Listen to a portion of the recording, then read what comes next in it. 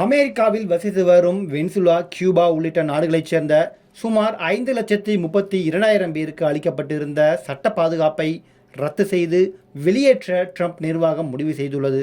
30 நாட்கள் மட்டுமே அமெரிக்காவில் தங்க அனுமதிக்கப்படுவார்கள் எனவும், இல்லையெனில் நாடு கடத்தப்படுவார்கள் என்றும் ட்ரம்ப் கூறியிருக்கிறார். நாடு கடத்தும் உத்தரவை ட்ரம்ப் தீவிரமாக அமல்படுத்தியிருப்பது அங்கு ஆவணங்கள் இன்றி வசிக்கும் இந்தியர்களிடையே மேலும் அச்சத்தை ஏற்படுத்தியுள்ளது.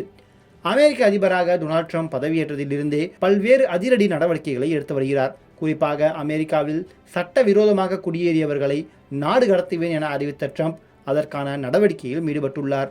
அமெரிக்காவில் சட்டவிரோதமாக தங்கியிருந்த இந்தியர்கள் உட்பட பல்வேறு நாட்டினரை நாடு கடத்தினார். அதேபோல வரி விதிப்பு கொள்கையிலும் கடும் கெடுபிடி காட்டி வருகிறார். இந்தியா அதிக வரி விதிப்பதாகவும் வரிகளின் அரசன் என்றும் விமர்சித்து வரும் ட்ரம்ப் வரும் 2ஆம் தேதி முதல் இந்தியா எந்த அளவு வரி விதிக்கிறதோ அதே அளவுக்கு இந்திய பொருட்களுக்கு வரி விதிக்கப்படும் என்று அறிவித்துள்ளார்.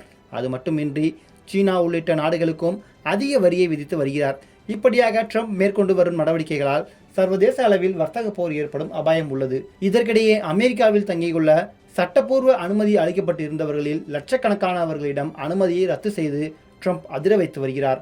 அதாவது உள்நாட்டு போர், வன்முறை ஆகியவற்றால் பாதிக்கப்பட்ட கியூபா, ஹைதி, வெனிசுலா உள்ளிட்ட நாடுகளின் மக்கள் அமெரிக்காவில் சட்டப்பூர்வமாக நுழைந்தனர்.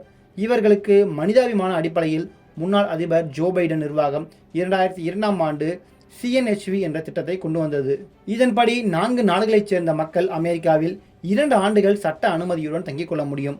ஆனால் அமெரிக்க மக்களின் வேலை வாய்ப்பு பறிபோவதாக குற்றம் சாட்டி வந்த டொனால்ட் ட்ரம்ப் தற்போது மேற்கொண்டு வரும் அதிரடி நடவடிக்கைகளில் ஒன்றாக ஜோ பைடன் நிர்வாகம் அளித்து வந்த தற்காலிக சட்டப்பூர்வ அனுமதியை ரத்து செய்துள்ளது. ட்ரம்பின் இந்த நடவடிக்கை காரணமாக கியூபா, ஹைதி, நிகரகுவா மற்றும் வெனிசுலா ஆகிய நாடுகளைச் சேர்ந்த சுமார் 5,32,000 பேர் பாதிக்கப்பட்டுள்ளனர்.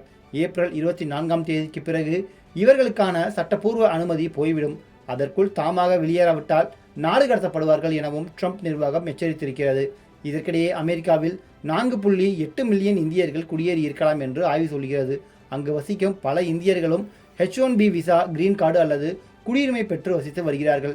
அதுபோக சுமார் 3 லட்சம் பேர் ஆவணங்கள் இன்றியும், அதாவது விசா காலம் முடிந்த பிறகோ அல்லது சட்டவிரோதமாக அமெரிக்காவிற்குள் புகுந்தோ வசிக்கலாம் என்றும் கணக்கிடப்படுகிறது.